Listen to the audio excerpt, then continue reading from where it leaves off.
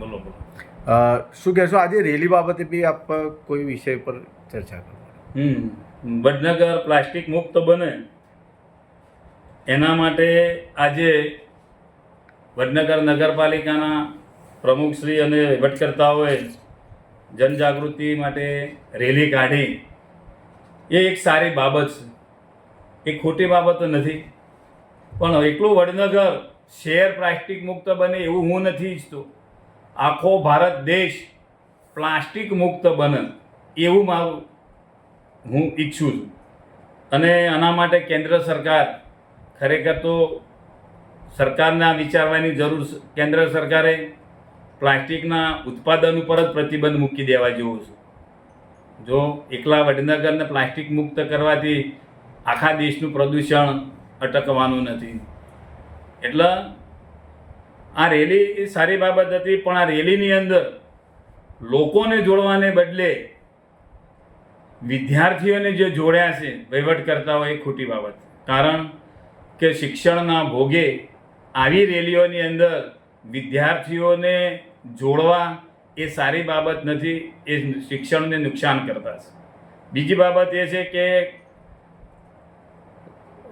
ભૂતપૂર્વ રાષ્ટ્રપતિશ્રીએ પણ એકવાર વટહુકમ કરેલો છે અને હુકમ પણ કરેલો છે, ઠરાવ કરેલો, રાષ્ટ્રપતિનો હુકમ છે કે કોઈ પણ સરકારી કામ હોય કે રેલી હોય એની અંદર વિદ્યાર્થીઓને જોતરવા નહીં. શિક્ષણના ભોગે કોઈ કામ વિદ્યાર્થીઓ પાસે કરાવવું જોઈએ નહીં. તો આ પણ નગરપાલિકાએ જે કંઈ કર્યું છે ખોટું કર્યું છે. વિદ્યાર્થીઓને કોઈ શિક્ષણ ખાતાનો અથવા તો શિક્ષણ અધિકારીનો કોઈ પરિપત્ર હોય તો એ પરિપત્રના આધારે જોડે તો બરાબર છે, પણ ગમે તેમ તમે વિદ્યાર્થીઓને આવી કામગીરીની અંદર જોડો અને શિક્ષણના ભોગે આવું કામ કરાવો વિદ્યાર્થી જોડે, એ ઠીક નથી અને યોગ્ય પણ નથી મારી દ્રષ્ટિએ. નગરપાલિકાના એન્જિનિયરને લઈને અત્યારે ચર્ચાઓ જોવા મળે છે, તો એ બાબતે શું કહેવું થાય? મેં આપની વાતને ધ્યાન તમે દોરેલો અને એ બાબતે મેં એન્જિનિયર સાહેબને વાત કરી છે કે અમતોડ દરવાજાની અંદર જે ઢાંકણું બનાવીશ એ રોડ સોકડો થાય એવી પ્રકારનો ઢાંકણું બનાવીશ. એના માટે મેં ખુદ રૂબરૂ જઈને ચર્ચા કરી અને રજૂઆત કરી છે કે એનો જલ્દીમાં જલ્દી ઉકેલ લાવી. અને એમને આપણને હૈયાધારણા આપી છે કે સાહેબ જલ્દીમાં જલ્દી એનો ઉકેલ લાવી દઈશું. ગટર લાઇનની સમસ્યાને લઈને વડનગરવાસીઓ પરેશાન છે, આ બાબતે કોઈ રજૂઆત કરેલી ખરી આપણે? હા, અનેકવાર મેં ચર્ચાઓ કરી છે કે ખાસ કરીને મારો જે વિસ્તાર છે સલાટવાળો, એની અંદર અમારા અંબાજી માતાનો જે ચોક છે એ ગટર ભરાય છે. અને હું ચૂંટાયા પછી તરત બીજા જ દિવસે સલાટવાળામાં એન્જિનિયર સાથે અને જે એજન્સી છે એના 2 માણસો સાથે લઈને ગયેલો. અને એ દિવસે એ લોકોએ વાત કરેલી કે અમે 10 દિવસની અંદર આ કામ પૂરું કરી દઈશું. પણ 1 મહિનો થઈ ગયો છતાંય એ લોકોએ કામ શરૂ કર્યું નથી. મેં ગઈકાલે પ્રમ દિવસે એની રજૂઆત એન્જિનિયરને કરી છે અને 7 તારીખે એ લોકો કામ શરૂ કરવાના છે એ વાત મને કરી છે.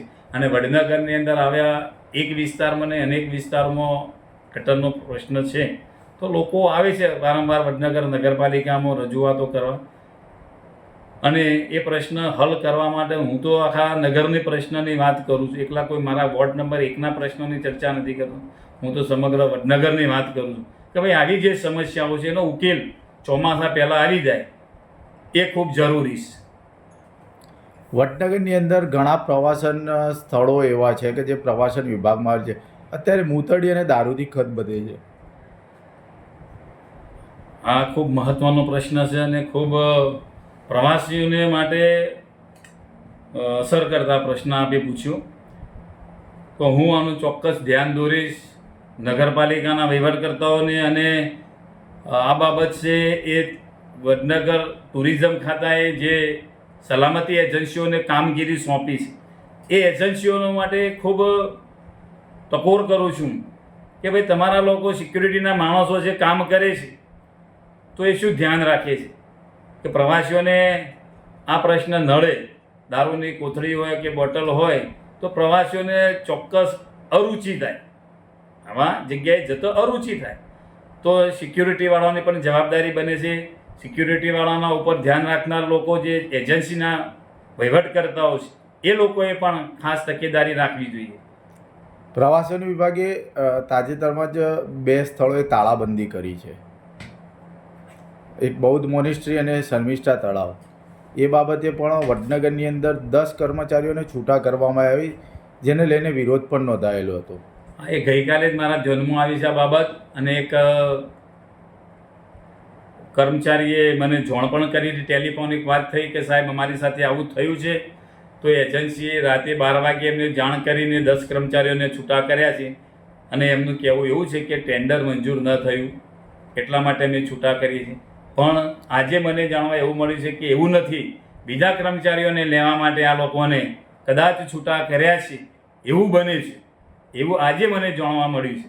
એટલે હકીકત શું છે હું જાણવાનો પ્રયત્ન કરું છું, જાણી લઈશ અને આપ સુધી પહોંચાડીશ.